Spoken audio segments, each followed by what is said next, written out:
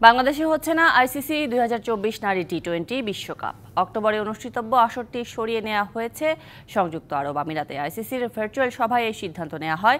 দেশে গত কয়েকদিনে উদ্ভূত পরিস্থিতিতে এই বিশ্বকাপ আয়োজন নিয়ে সংশয় ছিলই। অবশ্য অন্তর্বর্তীকালীন সরকারের পক্ষ থেকে টুর্নামেন্ট আয়োজনের সর্বোচ্চ চেষ্টার কথা বলা হয়েছিল, তবে শেষ পর্যন্ত আরব আমিরাতেই টুর্নামেন্ট সরিয়ে নিল আইসিসি। অবশেষে শঙ্কাটাই সত্যি হলো, বাংলাদেশ থেকে সরিয়ে নেওয়া হলো 2024 নারী টি-20 বিশ্বকাপ। আনুষ্ঠানিক আয়োজক বাংলাদেশ থাকলেও আসর আয়োজন হবে সংযুক্ত আরব আমিরাতে। আইসিসির ভার্চুয়াল সভায় নেওয়া হয়েছে এমন সিদ্ধান্ত। ভেন্যু পরিবর্তন হলেও একই রয়েছে টুর্নামেন্টের সূচি। 3 অক্টোবর শুরু হবে আসর, ফাইনাল হবে 20 অক্টোবর।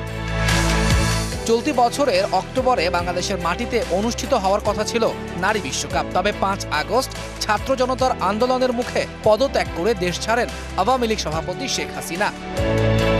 বিসিবি প্রাঙ্গণে রাজনৈতিক মিছিল, প্রতিবাদ সভা, ক্রিকেট বোর্ডের সভাপতি সহ একাধিক পরিচালকের না থাকা, সব মিলিয়ে বেশ জটিল এক অবস্থার মাঝেই আছে ক্রিকেট বোর্ড। তার উপর ভারত, ইংল্যান্ড, অস্ট্রেলিয়া, নিউজিল্যান্ডের মতো দেশগুলো বাংলাদেশে অনির্দিষ্টকালের জন্য ভ্রমণ নিষেধাজ্ঞা দিয়ে রেখেছে, যা বাড়িয়েছে শঙ্কা। এর মাঝেই আসর আয়োজনে ভারতকেও প্রস্তাব করে আইসিসি, তবে সে প্রস্তাব নাকচ করে দেয় বিসিসিআই। এসবের মাঝেই মেয়েদের শর্টার ফরম্যাটের বিশ্ব আসর বাংলাদেশে আয়োজনের চেষ্টা চলছে বলে জানিয়েছিলেন অন্তর্বর্তীকালীন সরকারের যুব ও ক্রীড়া উপদেষ্টা আসিফ মাহমুদ সজীব ভুঁইয়া। বিসিবি পরিচালক সুজনও জানিয়েছিলেন আসর আয়োজনের প্রস্তুতি রয়েছে বিসিবিরও।